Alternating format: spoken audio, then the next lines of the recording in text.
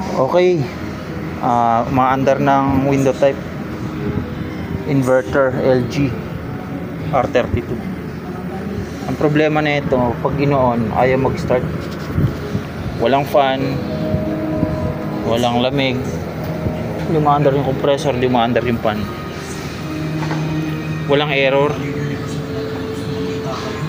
Ang nakita kong naging problema is corrosion sa terminal nito.